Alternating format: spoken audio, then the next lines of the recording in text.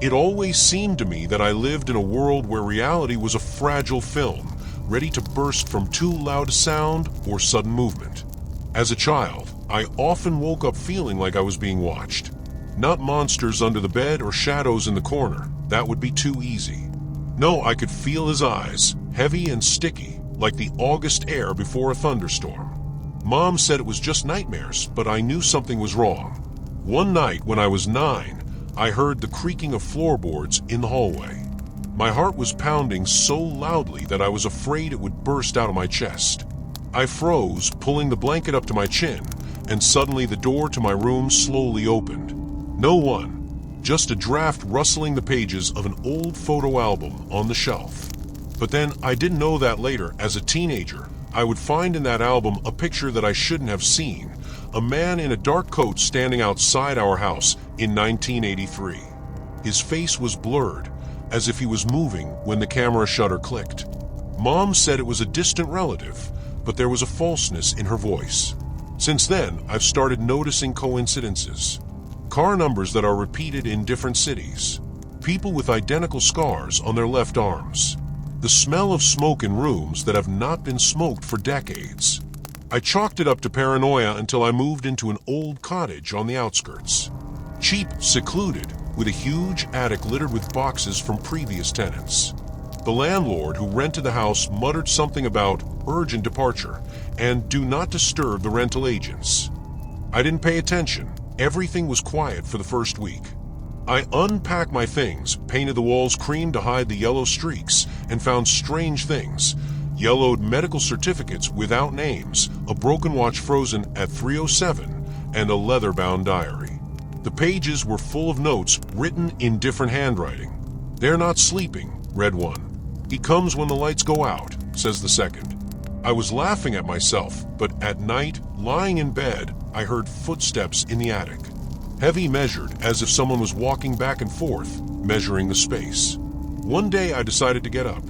The stairs creaked with every step, and there was a smell of dust and something sour, like old paint. The attic was empty, except for a pile of furniture under white sheets.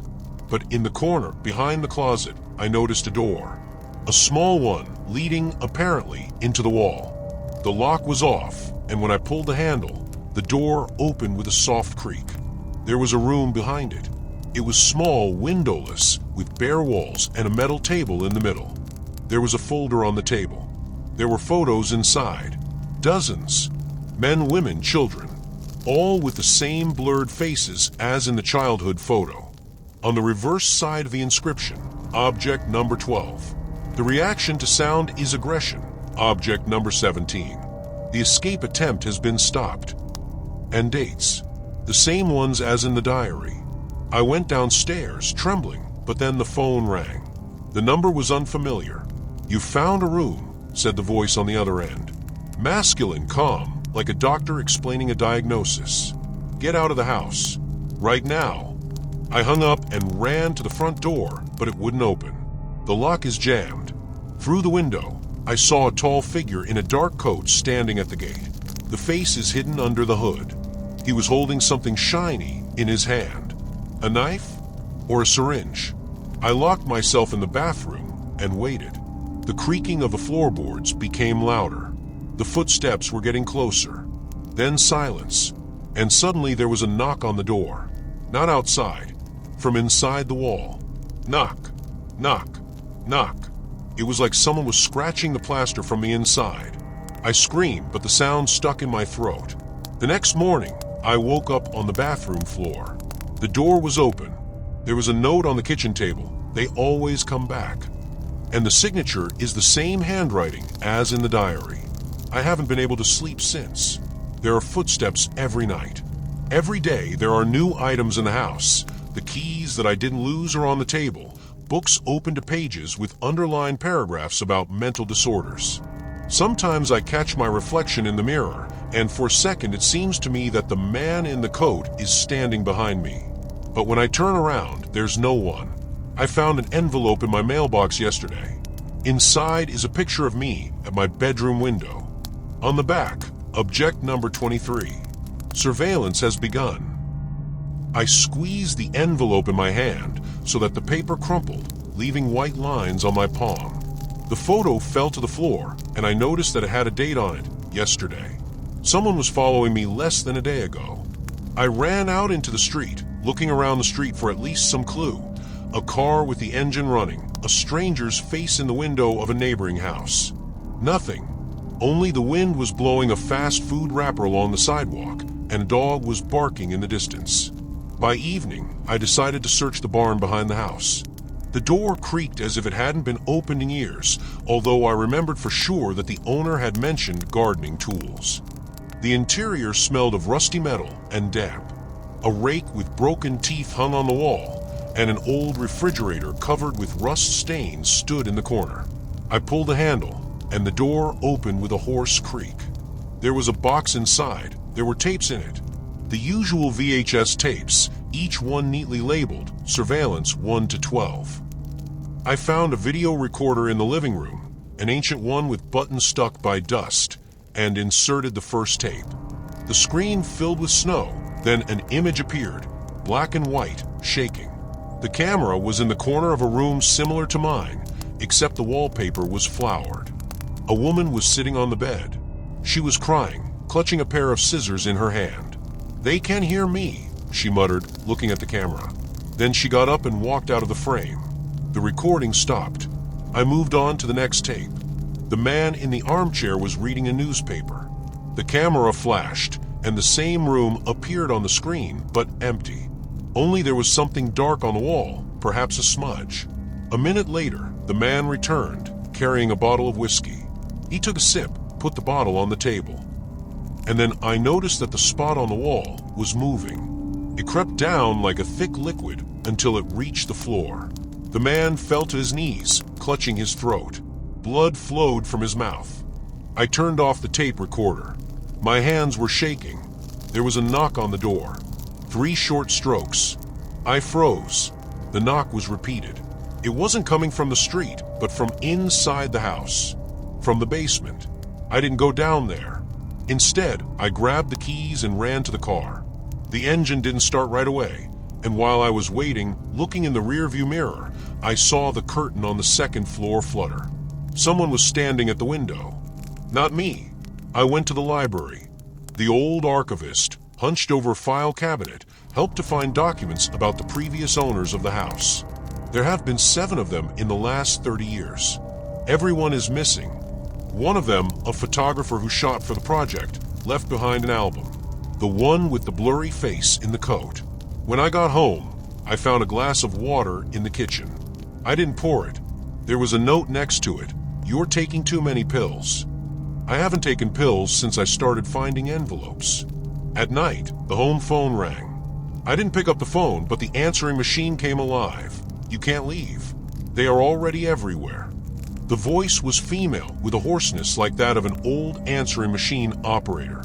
In the morning, I discovered that all my things from the suitcase were neatly arranged in the closet. I didn't unpack them. There were traces of dirt on the bedroom floor, small, round, as if from crutches. They led to the attic door.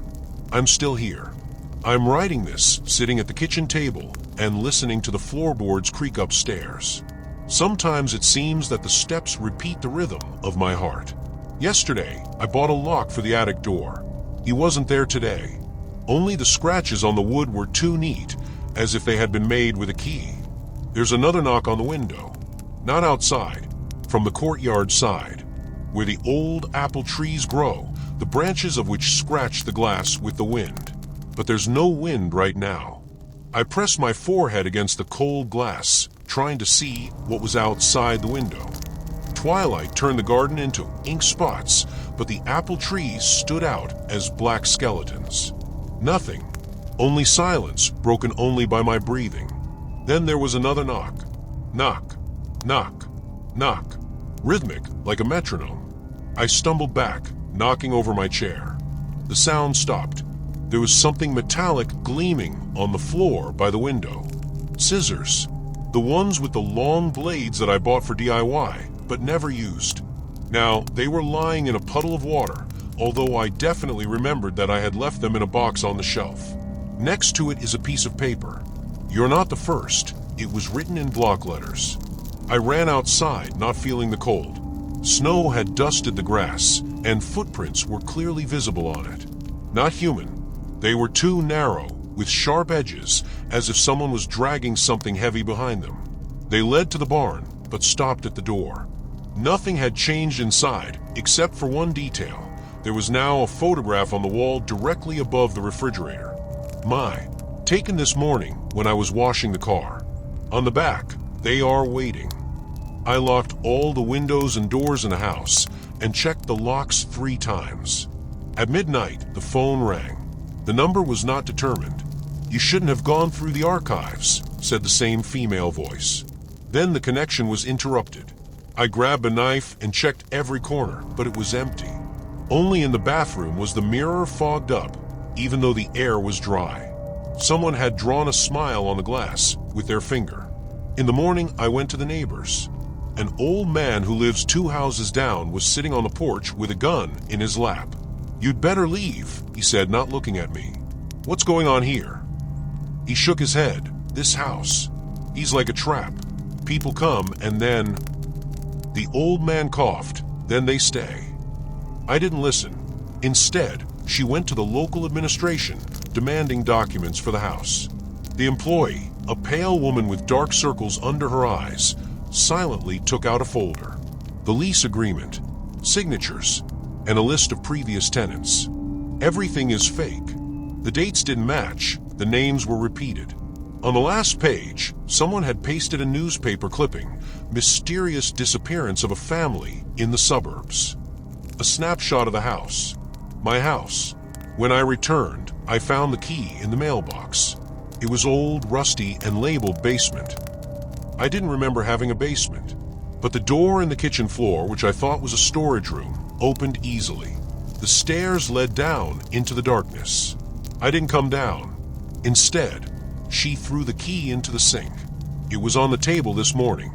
I'm writing this now by the light of a lantern. The electricity was turned off an hour ago. There's someone knocking in the basement. Knock, knock, knock. It's like they're copying the rhythm of my heart. There's a childhood album on the table. That's the one. The picture with the blurred face disappeared. Instead, there's an empty frame. The knocking gets louder. I didn't light the candle. I didn't want to see my reflection in the window. I was afraid that the one in the coat would be standing behind me again. Instead, I sat on the floor, leaning against the refrigerator door, and stared into the darkness of the basement. The pounding stopped. Now all I could hear was my breathing and the soft hum of the wires behind the wall. Then a creak. Not floorboards. Doors. The one in the attic wall. I remembered the owner of the house muttering about, "Do not disturb the rental agents." Agents. Plural. I went to the police this morning. The officer, a young guy with acne on his cheeks, didn't even look up from his computer. "People don't just disappear," I said. 7 people in 30 years. He sighed. "Miss, this is the private sector. If tenants move out without warning, we don't keep records." And if they didn't move out? He finally looked at me. "Have you seen the bodies? Blood?" I was silent. "Come back when you have something to report." On the way out, I ran into a woman in uniform. "Did you ask about Madison Street?" she asked without greeting me.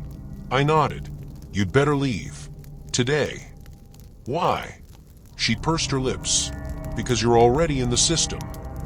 And she held out a business card.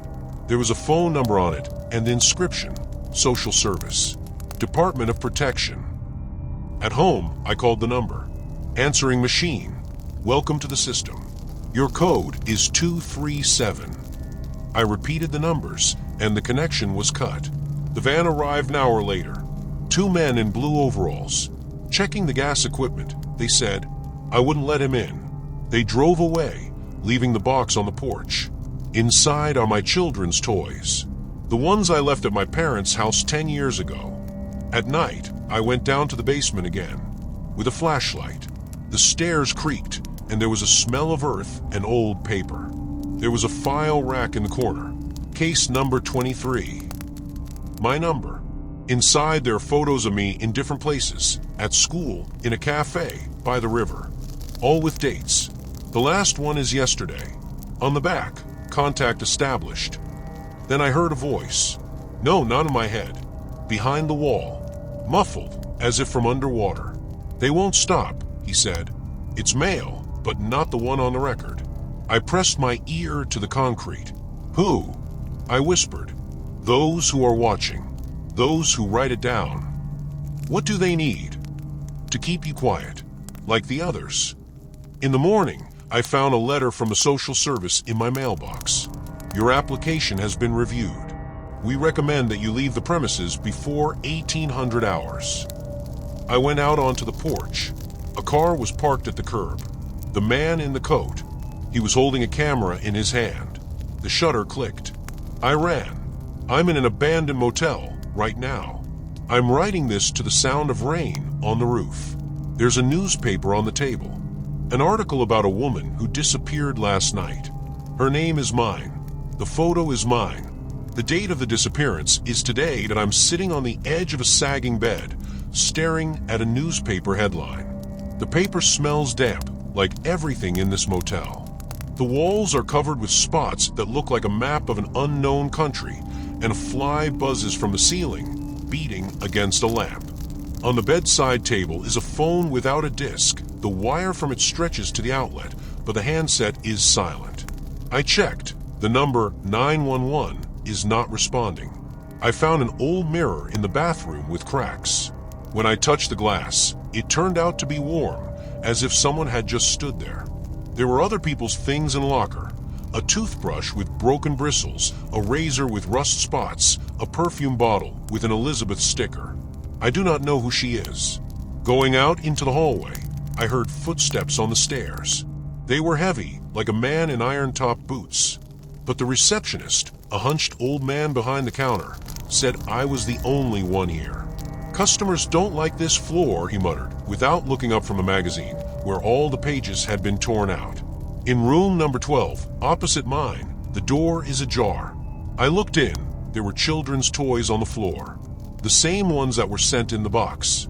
A bear cub with a severed paw, a doll without a face, and a note, they play when you sleep. I turned on the TV last night.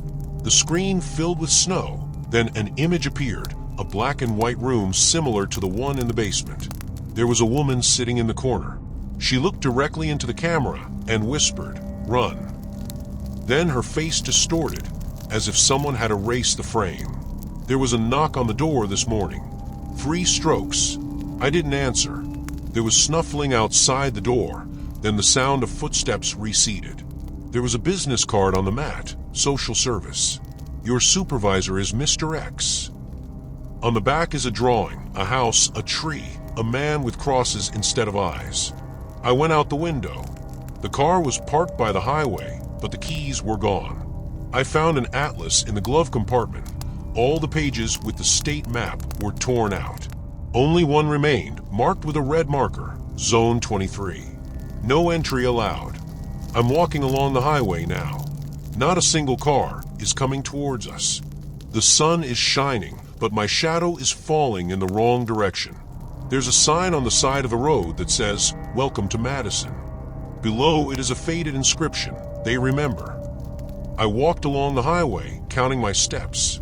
The shadow behaved strangely. When the sun disappeared behind a cloud, it disappeared, but a clear silhouette remained on the asphalt, as if someone was standing nearby.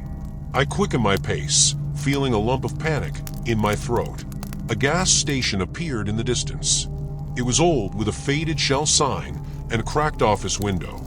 A guy in a dirty t-shirt was sitting behind the counter, chewing gum. "Is the phone working?" I asked. He nodded at the phone on the wall. "It's a disc type with a broken cord. Intercity only." I dialed my mother's number. Beeps. Then a click. "Hi, it's me." I started, but there was laughter on the phone. The same female voice. "She's not coming."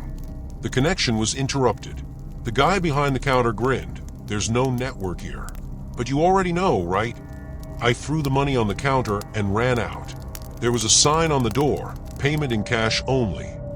Scrawled next to it, "They're watching." 2 kilometers later, I saw a bus stop.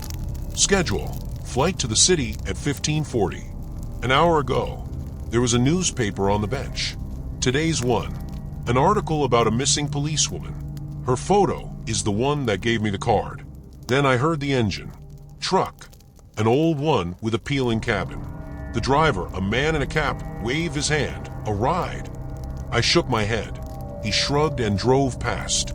The number flashed in the rearview mirror. 23 Mad. The sun was setting when I got to Madison. The streets were empty, as if the city had died out. There are surveillance cameras on every corner. There was a poster in the window of the closed store. Wanted, Ivanova LK. My face is mine. I went into a cafe. The waitress put the coffee in front of me, without looking at me. There was a yellow sediment floating in the cup. Have you seen? I began. She interrupted. Everyone here sees only what they are allowed to see. There's a clock on the wall. The hand showed 3:07. When I went outside, I came across a police patrol. 2 cops in bulletproof vests with machine guns. Documents, one of them barked. I handed over my driver's license.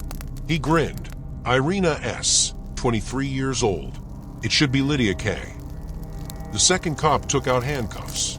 You are under arrest for forgery of documents. I started running. They didn't shoot. They just laughed, watching me wander between houses. On the outskirts, near the old bridge, a car overtook me. A black sedan. A man in a coat got out of it, without a face. No, there was a face, but I couldn't remember it. It was as if the features were blurring at a glance. You're not leaving, he said. The voice sounded like an echo from a phone receiver. I stepped back to the edge of the bridge. Below is the river, black and oily. Who are you? I shouted. He took a camera out of his pocket. You know. And then I understood. The pictures in the album, the cassettes, the license plates are not coincidences. It's a system. They monitored, documented, and replaced people. My mother, the neighbor, the waitress, they were all part of it. I jumped. The water took me in like an embrace. The cold gripped my body, but I fought it. She floated out. A boy with a fishing rod stood on the shore.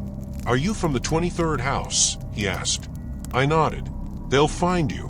They always find it. I'm in an abandoned church right now.